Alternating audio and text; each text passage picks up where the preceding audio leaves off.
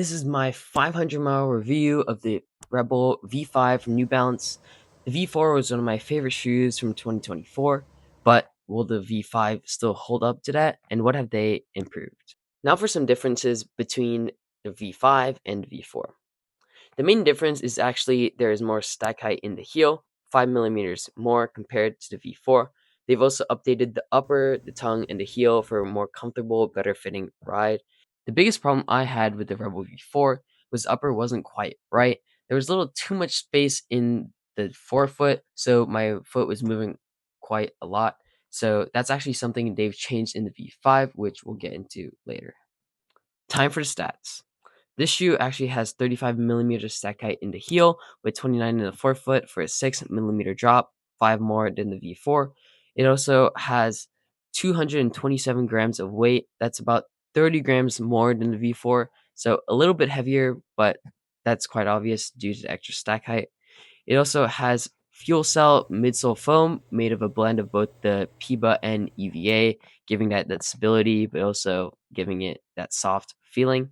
It also has a good outsole.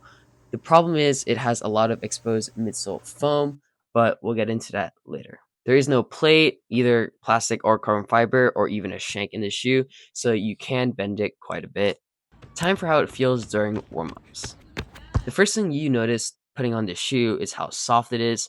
Moving from your normal shoe to this, you just really think, wow, that's insanely soft.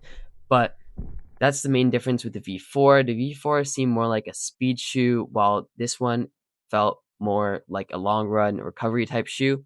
But we'll talk about speed later. It also has a really nice rocker to it, which means that it's really smooth, really makes you want to go a little bit faster. With the updated upper, they've also fixed the main issue I had with the V4, which is the fact that there was too much space. They've really made it fit a lot better. There is no heel slippage, which I know some people had lots of problems with in the V4. And they've also made the tongue more cushioned with its semi-gusseted tongue. Now for workouts. I had this for the majority of the cross country season, which made me run a lot of workouts, tempos, intervals, stuff like that in this shoe. And even though it has added about 30 grams of weight, you can't really feel it. It definitely is soft, but it allows you to go fast. The rocker is really smooth, so you don't really feel it. It's a good alternative to things like carbon fiber plated shoes for workouts. It's also possibly capable of doing races like 5K, maybe up to the half marathon due to the added stack height if you really don't want to use a carbon fiber plated shoe. This shoe is honestly really versatile. Even though it has increased in weight, it's still really light and nimble and snappy, which I think is perfect for workouts too. It also has that soft foam, which allows you to be more recovered the next day, which is always great. Now for how it feels during cooldowns and recoveries. This shoe is, as I said, really versatile. So I would say it's perfect for recoveries and cooldowns with the added stack height. It's really soft, always smooth, so you can use it for basically anything. Just like other many daily trainers, this shoe is perfect for putting those easy miles down on the shoe. And talking about that, let's talk about durability. The biggest problem I found with the shoe is that the midsole does have a lot of wear on it due to the exposed foam. And also, the rubber has worn down quite a bit, being flat in some areas. But I would say that is still pretty good. I wasn't expecting it to get this far. Now, let's talk about what you would get other than the Rebel V5. Its biggest competitor is the Evo SL. I know lots of people who love this shoe. It's perfect for exactly the same reasons as the V5. It's fast, it's good for daily runs, it's quite soft.